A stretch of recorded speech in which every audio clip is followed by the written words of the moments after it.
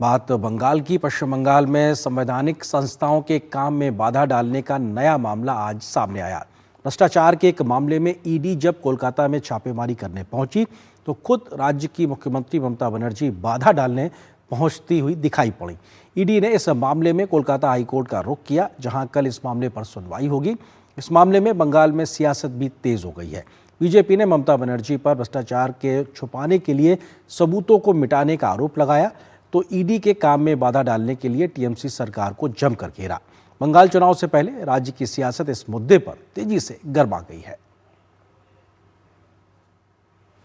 पिछले कई महीनों से पश्चिम बंगाल संवैधानिक संस्थाओं के काम में बाधा डालने का अखाड़ा बना हुआ है।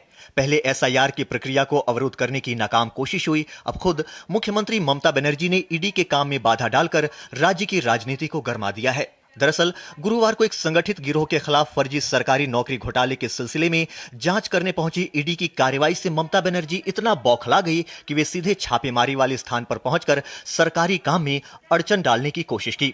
ईडी ने आईपैक कोलकाता के प्रमुख प्रतीक जैन के आवास और कार्यालय पर छापा मारा तो ममता बनर्जी ने केंद्र सरकार पर केंद्रीय एजेंसियों के दुरुपयोग का आरोप लगाया। तो वहीं भाजपा ने ममता बनर्जी को घेरते हुए प्रतीक जैन के दफ्तर से कई अहम सबूत उठा ले जाने का आरोप लगाया।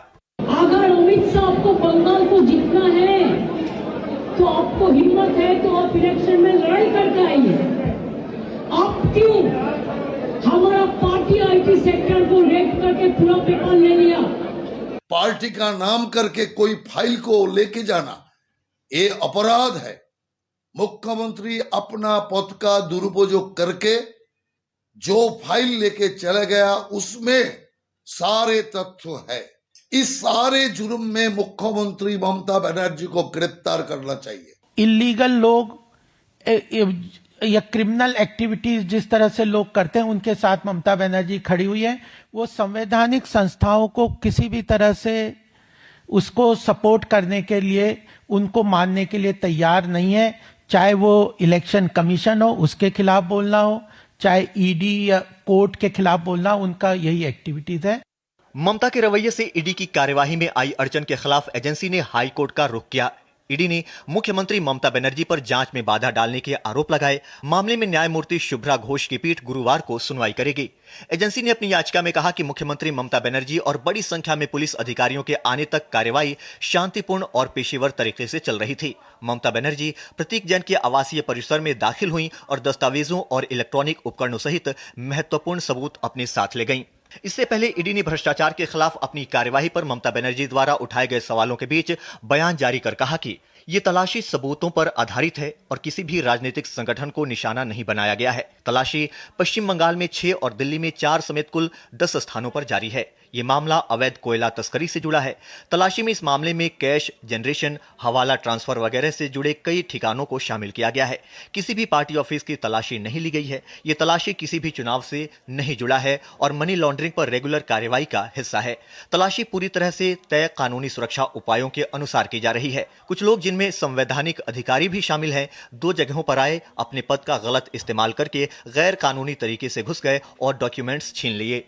ईडी के बयान के बाद बीजेपी और कांग्रेस ने भी ममता बनर्जी पर अपने पद का दुरुपयोग करते हुए भ्रष्टाचार को बढ़ावा देने का आरोप लगाया है। एक मुख्यमंत्री को यह शोभा नहीं देते, चाहे किसी के उनके जितने करीबी हो। अगर ईडी सीबीआई कुछ करते हैं तो कानूनी लड़ाई, कानूनी जंग छेड़िए।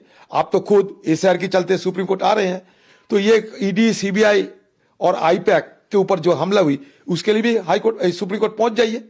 एक साथ दोनों केस ले लीजिए। आपकी तिलस्मी बखूबी मालूम है, तिलस्मी दिखा के सबसे बचा लो खुद को और सारे आईपैक को बचा लो। ये जो केस है ये कोयला चोरी का केस है और ये बहुत दिन से चल रहा है। ये कोई नया केस नहीं है और इसके साथ राजनीति या टीएमसी का कोई संबंध नहीं है। गुरुवार को भ्रष्टाचार के खिलाफ कार्यवाही में ममता बनर्जी के द्वारा रुकावट पैदा करने के ये पहला मामला नहीं है। इससे पहले भी ममता बनर्जी शारदा मामले में सीबीआई की कार्यवाही के दौरान राजीव कुमार के घर में पहुंचकर जांच में बाधा डाल चुकी हैं। भ्रष्टाचार के खिलाफ हो रही कार्यवाही को ममता बनर्जी राजनीतिक रूप देने की कोशिश कर रही हैं। उन्होंने पार्टी कार्यकर्ताओं को सड़क पर उतरने का आदेश दिया है। भाजपा कह रही है कि संवैधानिक संस्थाओं के काम में बाधा नहीं, बल्कि भ्रष्टाचार के खिलाफ लड़ाई को कमजोर करने की ये कोशिश है जिससे ममता बनर्जी कर रही हैं। Bureau report, DD news. तो इसी बड़ी सियासी खबर पे हम करेंगे चर्चा। इसी से जुड़ा है आज का हमारा विशेष भी।